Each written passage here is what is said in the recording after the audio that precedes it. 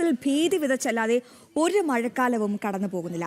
കുറഞ്ഞ സമയത്തിനുള്ളിൽ പെയ്യുന്ന അതിതീവ്ര മഴയും അതിനെ തുടർന്നുണ്ടാകുന്ന പ്രളയവും ഉരുൾപൊട്ടലുമൊക്കെ നാടിനെ പിടിച്ചുലയ്ക്കുകയാണ്. എന്തുകൊണ്ടാണ് കേരളത്തിൽ പെയ്യുന്ന മഴ ഇപ്പോൾ ഇത്രത്തോളം വിനാശകാരിയാകുന്നത്? നമ്മുടെ ഭൂപ്രകൃതിയിൽ വന്ന മാറ്റങ്ങൾ ഈ ദുരന്തങ്ങൾക്ക് എങ്ങനെയാണ് ആക്കം കൂട്ടുന്നത്? പരിശോധിക്കാം. പണ്ട് ദിവസങ്ങളോളം ശാന്തമായി പെയ്തിരുന്ന ഇടവപ്പാതിയും തുലാമഴയുമൊക്കെ ഇന്ന് പഴങ്കഥയാണ്. പെയ്യുന്ന മഴയുടെ ആകെ അളവിൽ കാര്യമായ മാറ്റമില്ലെങ്കിലും പെയ്യുന്ന ശൈലി മാറി. ഒരു മാസം കൊണ്ട് ലഭിക്കേണ്ട മഴ വെറും 1-2 ദിവസം കൊണ്ട് പെയ്തു തീരുന്ന പ്രതിഭാസമാണ് ഇന്ന് കാണുന്നത്. ആഗോള താപനം മൂലം അറബിക്കടലിൽ ഉണ്ടാകുന്ന വൻ താപനില വർധനവാണ് ഇതിന്റെ പ്രധാന കാരണം.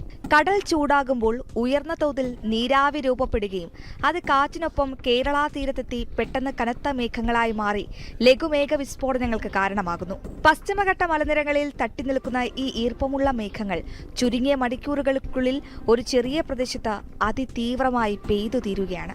മഴയുടെ ശൈലി മാറിയതിനൊപ്പം കേരളത്തിന്റെ ഭൂപ്രകൃതിയിലുണ്ടായ അശാസ്ത്രീയ മാറ്റങ്ങളാണ് നാശനഷ്ടങ്ങളുടെ വ്യാപ്തി വർദ്ധിപ്പിക്കുന്നത്.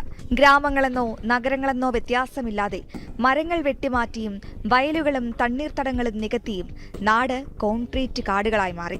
ഇത് കരയിലെ ഉപരിതല താപനില ഉയർത്തുന്നു. പെയ്യുന്ന മഴവെള്ളം മണ്ണിലേക്ക് ആഗിരണം ചെയ്യപ്പെടാൻ സമയം ലഭിക്കുന്നില്ല.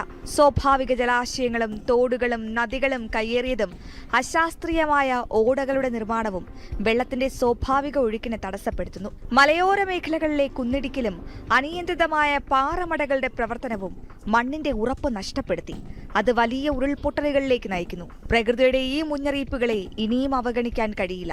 ദുരന്തങ്ങളുടെ ആഘാതം കുറയ്ക്കാൻ അടിയന്തരമായി നടപ്പിലാക്കേണ്ട പരിഹാര മാർഗങ്ങളുണ്ട്. ചെറിയ പ്രദേശങ്ങളിലുണ്ടാകുന്ന അതിതീവ്ര മഴ മുൻകൂട്ടി അറിയാൻ എക്സ്ബാൻഡ് റഡാറുകൾ പോലുള്ള അത്യാധുനിക സാങ്കേതിക വിദ്യ ഉപയോഗിച്ച പ്രാദേശിക മുന്നറിയിപ്പ് സംവിധാനങ്ങൾ ശക്തിപ്പെടുത്തണം. പുഴകളുടെയും തോടുകളുടെയും തീരങ്ങളിലെ അനധികൃത നിർമ്മാണങ്ങൾ നീക്കം ചെയ്യണം. മഴക്കാലത്തിന് മുൻപ് ജലാശയങ്ങളിലെ ചെളിയും മണലും നീക്കി ജലസംഭരണശേഷി വർദ്ധിപ്പിക്കണം. പെയ്യുന്ന വെള്ളത്തിന്റെ ഒഴുക്കിന്റെ വേഗത കുറയ്ക്കാനും ഭൂഗർഭ ജലനിരപ്പ് ഉയർത്താനും കെട്ടിടങ്ങളിൽ മഴവെള്ള സംഭരണികൾ നിർബന്ധമാക്കണം.